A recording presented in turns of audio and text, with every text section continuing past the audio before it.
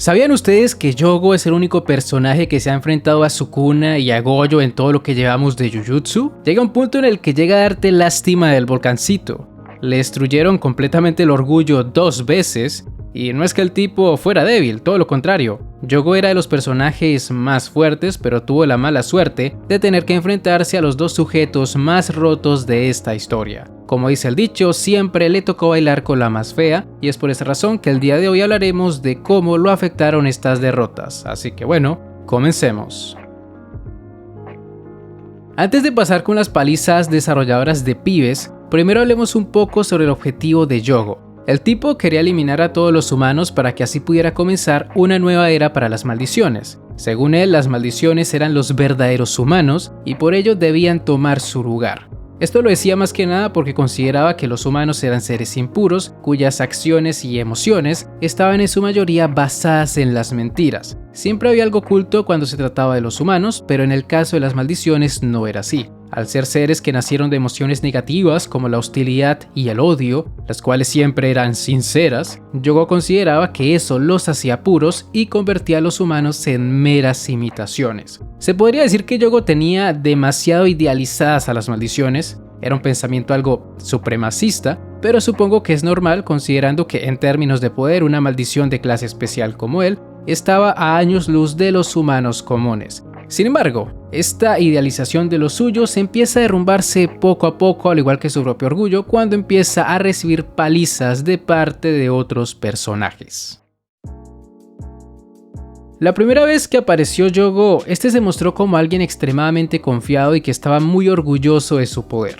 Incluso menospreció la advertencia de Kenjaku sobre enfrentarse a Gojo sin un plan. Yogo creía que los débiles estaban sobrevalorando al albino y no tuvo ni la más mínima vergüenza de pedir la prisión confinadora como premio luego de que eliminara a Satoru Gojo. Como todos saben, este exceso de confianza sería su propia perdición. Gojo lo devolvió a su realidad.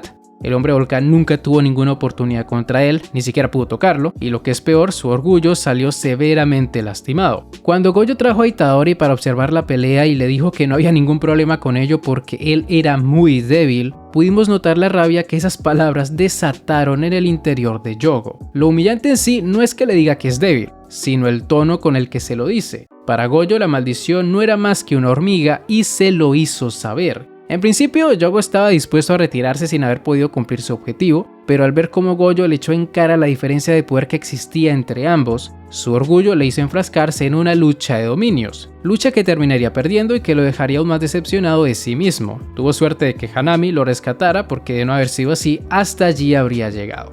Lo importante de esta lucha con Gojo es que después de esto, Yogo no volvería a ser el mismo. Esa confianza y emoción que le vimos cuando incineró a toda esa gente en el restaurante barato, se apagó casi que en su totalidad.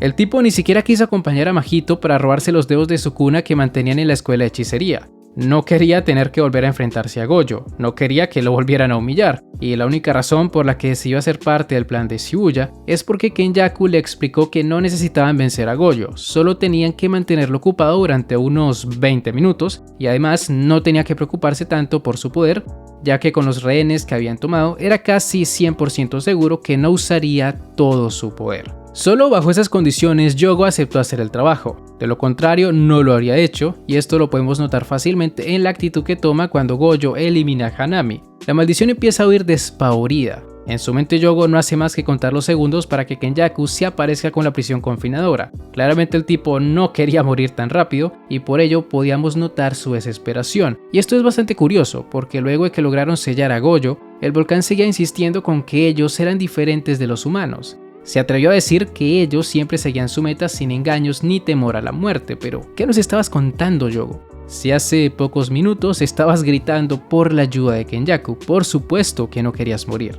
En realidad lo que sucede aquí es que Yogo ya se había resignado hasta cierto punto con sus objetivos. Desde que había perdido con Gojo repetía constantemente que no le importaba que ellos no fueran quienes vieran la nueva era de las maldiciones. Trataba de engañarse a sí mismo diciendo que lo que importaba es que esa era llegara sin importar qué, pero la verdad es que solo trataba de ocultar su frustración. Yogo ya no tenía confianza en que podía sobrevivir y por ello adoptó esta actitud tan conformista. Por ello decidió apostar todo en la resurrección de Sukuna en lugar de creer en sus propias habilidades. Para este punto, tal y como le dijo Mahito, las maldiciones y los hechiceros estaban empatados. Sin Gojo ya no había nada que desequilibrara la balanza. No había necesidad de darle los dedos a Sukuna, solo tenían que confiar en que con su poder podían eliminar a sus enemigos. Tanto Choso como Mahito pensaban de esta manera. Es cierto que ambos pensaban así porque querían matar a Itadori, pero aunque fuera así, esa confianza que mostraban al decir cosas como estas era algo que Yogo ya no tenía. Al final del día, Yogo terminó invocando a Sukuna por culpa de su baja autoestima.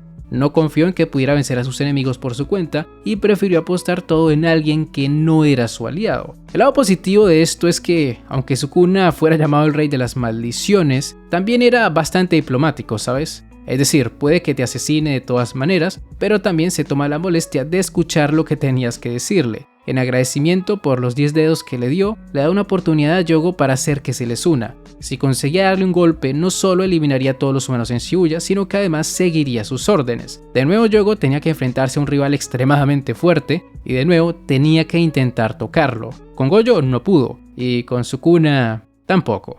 El rey de las maldiciones le dio la paliza de su vida, pero a diferencia de su enfrentamiento con el albino, Yogo perdió su oportunidad más que nada porque no quiso dar todo de sí. Cuando le lanzó un meteorito de fuego, Sukuna admitió que si lo hubiera golpeado, le habría hecho muchísimo daño, y allí estaba la clave. Yogo solo tenía que aprovecharse del golpe seguro que le otorgaba su dominio. Obviamente no vencería a Sukuna con eso, pero existía la posibilidad de que lograra golpearlo por lo menos una vez, y esa era la condición para terminar la pelea. El problema con esto es que Yogo ya no creía en su propio poder, ni siquiera se molestó en activar su dominio porque creía que volvería a suceder lo mismo que contra Gojo. La pérdida de confianza de este personaje es increíble. Literalmente se estaba jugando la vida y por miedo a perder no usó sus mejores técnicas. Es como le dijo Sukuna, le faltó hambre a la hora de conseguir sus objetivos. Y es muy curioso cómo terminó todo, porque en esta última batalla, Yogo traicionó en varias ocasiones lo que significaban las maldiciones para él. No se esforzó al máximo por su objetivo, aceptó muy fácil que no habría realizado su sueño, dejó todo en manos de Mahito, quien rechazaba casi en su totalidad su visión de las maldiciones. Para el loco ese, ellos simplemente eran seres que vivían por sus objetivos egoístas, no había ninguna pureza o superioridad en ello. Y lo más importante es la reacción que tuvo Yogo luego de que Sukuna reconociera su fuerza. El volcancito empezó a llorar porque se sintió conmovido de que alguien tan fuerte no lo menospreciara como sí lo hizo en su momento Gojo. Mientras uno se burlaba de forma humillante, el otro le pidió que se sintiera orgulloso. Y ustedes se preguntarán, ¿por qué esto traiciona su idealización de las maldiciones? Bueno, eso es porque llorar de la forma en que lo hizo no es producto de esas emociones negativas de las que tanto se enorgullecía en un principio. Por un breve momento, Yogo se comportó como aquellos humanos que tanto despreciaba.